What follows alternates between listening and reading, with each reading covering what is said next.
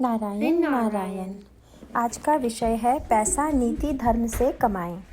चिंता का कोई कारण न होते हुए भी चिंता करने की कुछ लोगों की आदत ही होती है।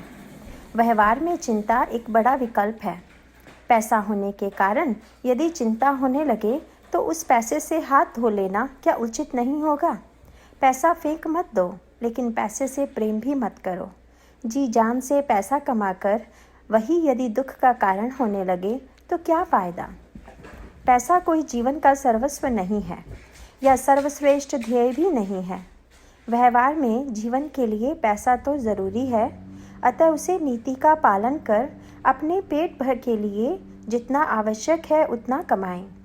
व्यवहार की दृष्टि से पैसा मिलना चाहिए या कमाना चाहिए तब तो ठीक है, लेकिन वह यदि नहीं मिलता है तो अपना जीवन व्यर्थ हुआ, ऐसा किसी को नहीं समझना चाहिए।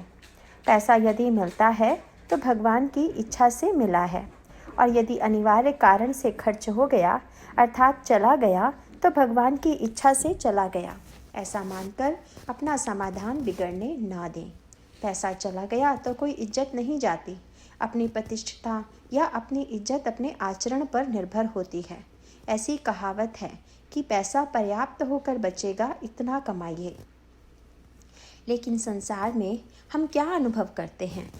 जीवन में पैसा हमें गाड़ता है और पैसे का भूत हम पर सवार होता है। यह कोई पैसा पर्याप्त होकर बचना नहीं है।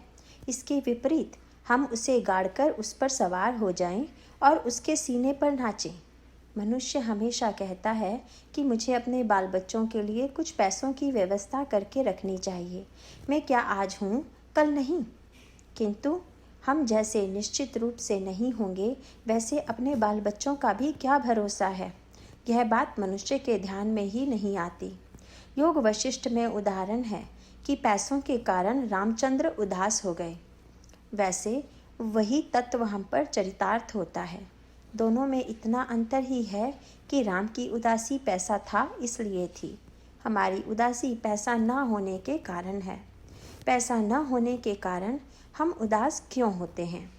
क्योंकि पैसा हमें गृहस्थी के सुख का साधन है ऐसा लगता है, और साथ साथ ऐसा भी लगता है कि हमें भगवान प्राप्त हों।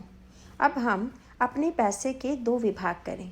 अपनी गृहस्थी के लिए जितना पैसा कमाना चाहिए उतना नीति से कमाएं और जीवन निर्वाह करें। अधिक पैसे का लोभ ना करें। यह हुआ हमारा पैसा, अर्थात जो बचा है वह हुआ दूसरे का, उसका लोभ ना करें। रईस आदमी पैसे के लिए अर्थात लक्ष्मी के लिए अपना संपूर्ण जीवन व्यतीत करता है, लेकिन वह उसका जड़ से अर्थात पूर्ण नाश करती है। इसलिए नारायण का स्मरण करते हुए लक्ष्मी प्राप्त की गई तो वह अपना नाश करती ही नहीं, बल्कि अपने आनंद के लिए कारण बनती है। नारायण।